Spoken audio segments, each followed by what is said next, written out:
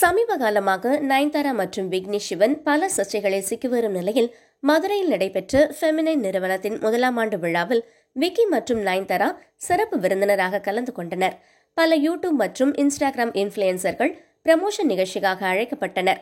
அந்நிகழ்ச்சியின் முடிவில் நிகழ்ச்சியின் ஒருங்கிணைப்பாளர் ஒருவர் நயன் விக்கியை பார்த்தால் நார்மல் பீப்பிளாக தெரியவில்லை என்று கூற அந்த வீடியோ சமூக வலைதளத்தில் வைரலானது. அடிப்பொலி ஃபுட்டி என்கிற இன்ஸ்டா ஐடியிலிருந்து இந்த வீடியோ போடப்பட்டது. மேலும் அந்நிகழ்ச்சி குறித்து பல சர்ச்சையான கருத்துக்களும் அந்த வீடியோவில் இடம்பெற்றிருந்த நிலையில் திடீரென்று 1 மணி நேரத்தில் அந்த வீடியோ நிறுத்தப்பட்டது. மீண்டும் ஒரு வீடியோ அந்த ஐடியிலிருந்து வெளியிடப்பட்டது. அதில் குறிப்பிட்டிருந்த அந்த வீடியோவை டெலீட் செய்ய நயன்தாரா தரப்பிலிருந்து எனக்கு போன் கால் வந்தது.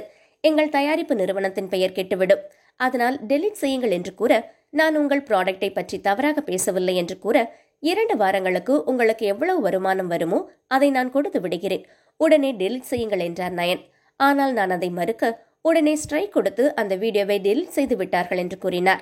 அஞ்சாமல் தைரியமாக உண்மையை வெளிச்சம் போட்டு காட்டிய யூடியூபரை பலரும் பாராட்டி வருகின்றனர்.